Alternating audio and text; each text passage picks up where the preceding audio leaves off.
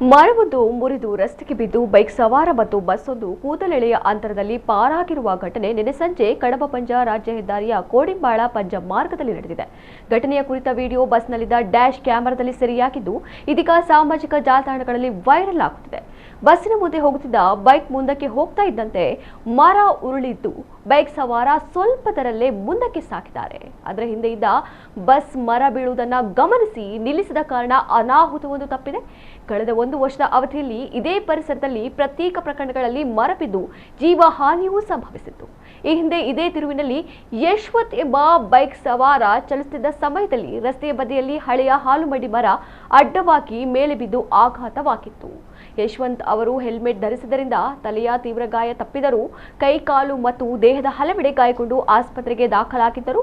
2024ರಲ್ಲಿ ಕೂಡ ಪುಳಿಕುಕ್ಕು ತಿರುವಿನಲ್ಲಿ ಸ್ಕೂಟರ್ನಲ್ಲಿ ಚಲಿಸುತ್ತಿದ್ದ ಎಡಮಂಗಲ ನಿವಾಸಿ ಸೀತಾರಾಮಗೌಡ ಎಂಬುವರ ಸ್ಕೂಟಿಯ ಮೇಲೆ ಮರ ಬಿದ್ದು ಅವರು ಸ್ಥಳದಲ್ಲೇ ಪ್ರಾಣ ಕಳೆದುಕೊಂಡಿದ್ದರು. ಘಟನೆಯ ನಂತರ ಸ್ಥಳೀಯರು ರಸ್ತೆ ತಡೆ ನಡೆಸಿ ಅಪಾಯಕಾರಿಯಾದ ಮರಗಳನ್ನು ತಕ್ಷಣ ಕಡಿದು ತೆರವುಗೊಳಿಸಲು ಆಗ್ರಹಿಸಿದ್ದರು. ಸಾರ್ವಜನಿಕರು ಇಲ್ಲಿ ನಿರಂತರವಾಗಿ ಪ್ರತಿಭಟನೆಗಳನ್ನು ನಡೆಸಿಕೊಂಡು ಬಂದಿದ್ದರೂ ಮರಗಳನ್ನು ಕಡಿಯಲು ಇಲಾಖೆ ಮುಂದಾಗಿಲ್ಲ.